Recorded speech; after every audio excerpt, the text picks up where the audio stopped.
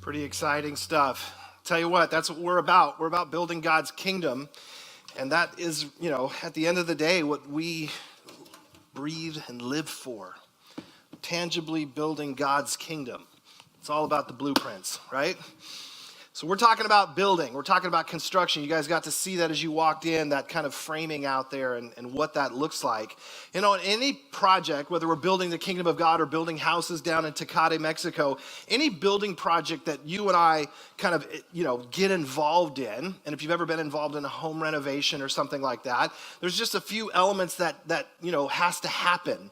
One of those is to have the foresight to know what you're doing, having the end in mind, having the fortitude to see the project through all the way, also having the flexibility in that project.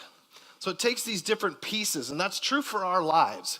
How many of you know that in any project, like most big projects, there's what's called a general contractor, and that general contractor typically assigns what's called a project manager who oversees the project. They're responsible usually for subcontractors and all the purchasing and being able to be responsible from this project from beginning all the way to the end.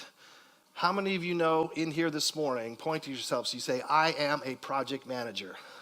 Go on, say it. I am a project manager. Who are you a manager of first and foremost? You, right? We tell our kids all the time, you're responsible for you. We are the project managers of our lives. Now, this is a trick question. Who's the architect? Someone's an Easter bunny? No, God. God is the project. If you've given your life to Jesus, you've said, hey, look, you got the plans. You know what this is supposed to be like. You are the architect of my life. And so God is the architect, but we are the project managers of our lives. And with any project that we're involved in, and any project that God has us, doing, it requires us to pay attention to how we build. Because there's the foundation, there's the structure, there's the walls, there's the, materials that we use, the equipment. All of these pieces go together to make this building called your life. And I think what's important for us as we do that is how we build. Paul says it this way in 1 Corinthians chapter 3. He makes this statement. He says, we are God's co-workers in his service, God's building. We're part of his building.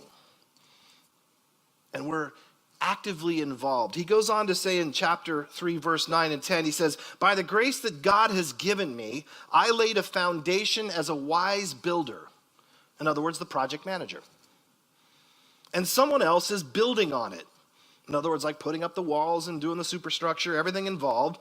He said, but each one of you should build with care.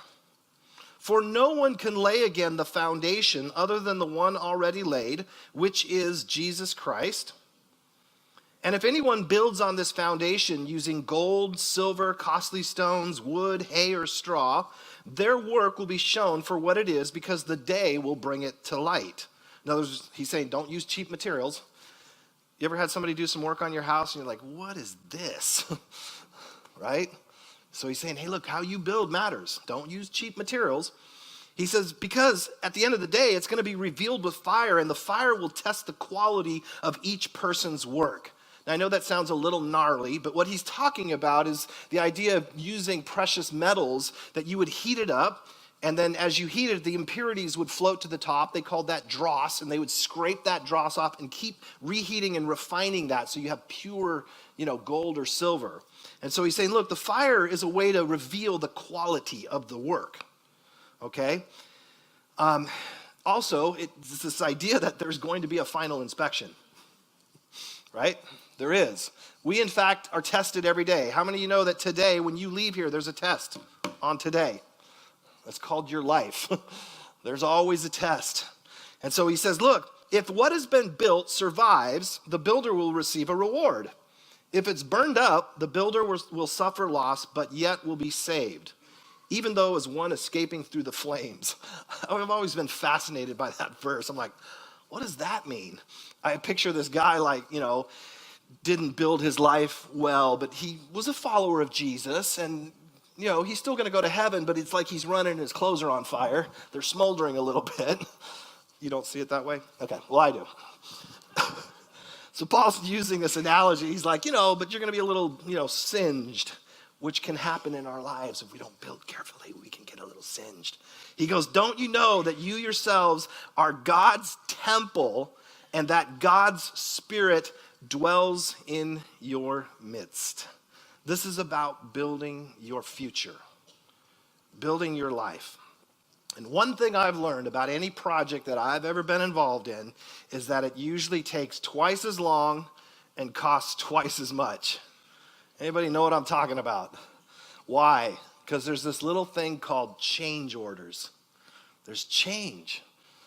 There's, all of a sudden you get into a project or a building, you realize there's some things missing or something that shouldn't be there or a rotted wall behind that, drywall or whatever. There's always changes that happen. Such was the case on this project that I was a project manager on. This is on the corner of Kettner and Ash. It's called Allegro Towers. And I was one of the subcontractors with University of Mechanical Engineering, and I was the project manager on this building from the ground up.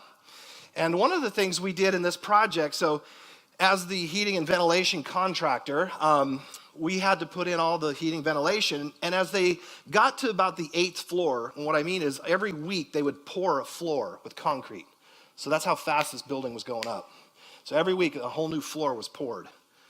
We get about to the 8th floor, and all of a sudden, the fire inspector comes out and, hold up, time out. So he's talking to the general contractor, and they're saying, hey, something's missing on these prints. So they call me in, and I'm like, well, what?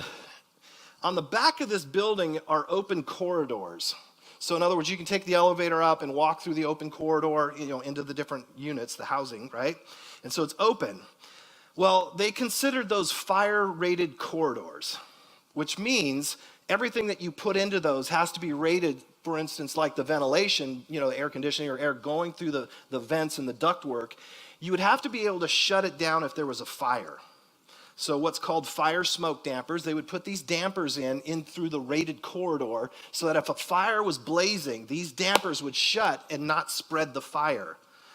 They omitted those on the entire building. We were just, as mechanical engineers, it was kind of plan and spec, and, we didn't know that that was something we were supposed to because it wasn't on the plans. And there was some ambiguity as to whether it was supposed to be or not. But finally, the fire inspector, they had approved the plans and everything on this building and then said, no, you guys need them. Change order. That was a very expensive change order. And with most change orders, who ends up paying? Sometimes the subcontractors do, sometimes the GCs do, sometimes the architect does, or the engineers. This went all the way back to the owner.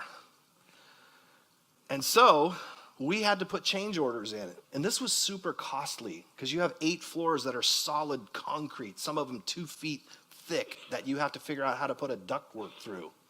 So we had to make this building into Swiss cheese. We had to bring a cut and core company out and had to core drill holes where these vents all would have to go and the fire smoke dampers would have to go.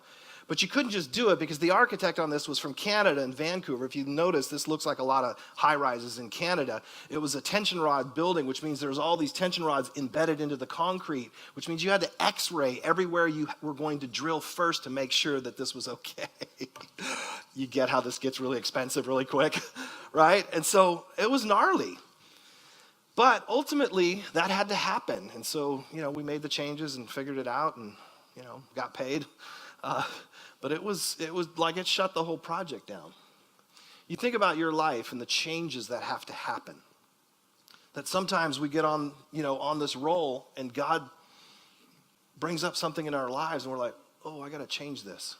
And change orders, what happens is to make a course correction in our lives, change can be hard. Change can be uncomfortable. Change can be costly. But ultimately, the fires that will come into our lives, like these, rated corridors, the fires that will come, it's there for a reason, to stop the fires. And the changes in our lives